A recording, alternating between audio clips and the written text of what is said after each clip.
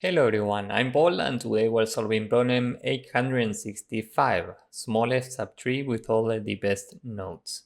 This is an interesting medium problem, so next I will show you how to solve it efficiently. We are given the root of a binary tree and we need to return the smallest subtree such that it contains all the deepest nodes in the original tree. So if we're given this root, this is the visual representation of our tree. And as you can see here, we have the deepest nodes. This is level 0, this is level 1, this is level 2, and this is level 3. We have 2 nodes in the deepest level.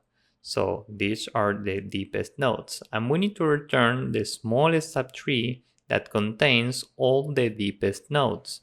So the smallest subtree that contains these nodes is this subtree. So we return this subtree, which includes nodes 2, 7, and 4. So this is the result. Now, if we didn't have this, for example, the smallest subtree that contains the deepest node would be this one. So for this example, we would return only node 7. Now, maybe you are thinking about running a BFS to check what's the deepest level, and from here you can check if you have 2 nodes, and if so, you can return the node corresponding to the parent, which corresponds to this subtree, and if you only have 1 node in the deepest level, you can just return this. And this is fine, but we have a problem here. What if here we have 2 nodes? Let's say that this is 9 and this is 10. Well, in this case, in this level, we have these 4 nodes. Given that we need to return the smallest subtree that contains all the deepest nodes, we need to return the entire tree in this case, because the smallest subtree that includes these 4 nodes is this entire tree. So maybe you could find the lowest common ancestor among these 4 nodes, but as you can see, this is quite messy. What we can do instead is run a DFS, and more specifically, we are running a post-order traversal DFS. In case you know how post-order works, let's say that we are drawing a line from top left corner to top right corner, and we are surrounding this tree. We are visiting the nodes that we can touch from the right side. So first we visit 6, then we visit 7, then we visit 4, then 2, then 5. Then we continue and visit 0, 8, 1, and 3. That's it. So as you can see, we go from the leaves to the root, okay? Then we are here, then here, and finally we are at the root. We are moving in this direction. So first we are at this leaf. If we explore the left branch, we don't have anything, and in the right branch, we don't have anything neither. So here we have 2 base cases. And our base case is if we don't have any node, we just return 0 and none. This corresponds to the current level. We are going from the leaves to the root, so we will say that this is level 0. And the second value corresponds to the current node. Given that we don't have anything in this branch, we just return none. So here we also return 0 and none. Now we are here and we are comparing the levels of left and right branches.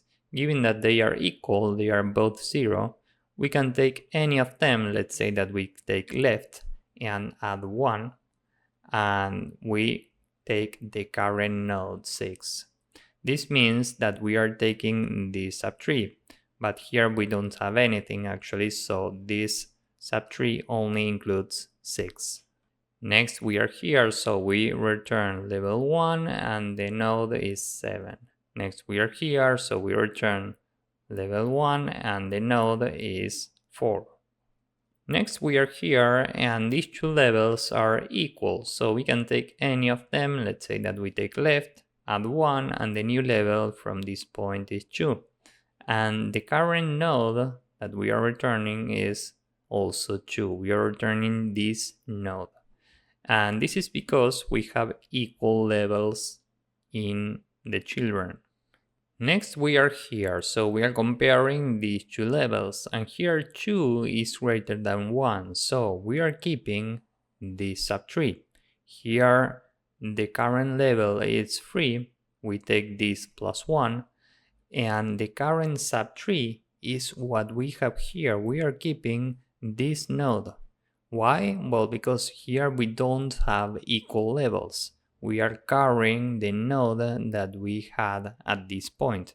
Given that this is the winner level among these two, we are carrying this node up here. Now we are at this node, so the level at this point is 1 and the current node is 0. Next we are here, so the level is 1, the node is 8. Now we are here, these two levels are equal, so we can take any of them and add 1. The new level from this point is 2. And given that we have equal levels in the children, we are using the current node here, meaning 1.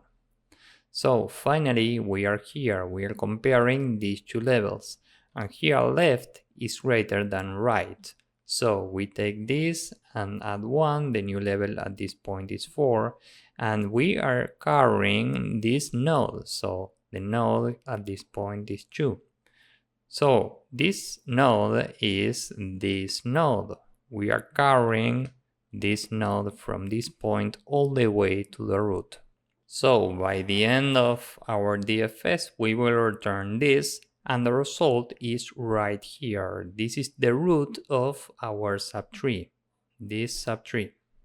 And by doing this, we are solving the problem in big O of n, time and space complexity, in only one pass with our post-order traversal DFS. So with this in mind, now let's go with the code.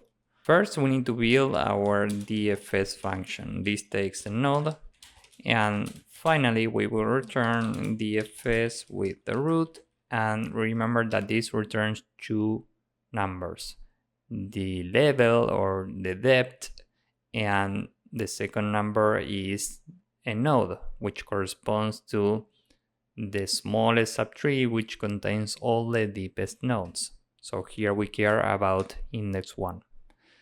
Now for the function, we have a base case if not node, we just return two values, 0 and none. Now this is a post-order DFS, so first we need to call this function DFS with node left and the same for right, so this is R and this is right. And now we can do whatever we need to do. In this case, we need to check if left 0, meaning the level is equal to right 0. Here we just return left 0 plus 1 and the current node that we are standing at. Now, if left 0 is greater than right 0, we return left 0 plus 1 and we carry the node that we have in left at 1. Okay, this is very important. We only take the current node if the levels of left and right are equal, else we carry the node of the smallest subtree with all the deepest nodes. Now, if right 0 is greater than left 0, we just return right 0 plus 1 and we carry the node from right 1. So this is the entire code. Now let's submit this. As you can see, this works and it's very efficient. So if you found this useful, please drop a like, subscribe, and see you in the next one. Bye bye.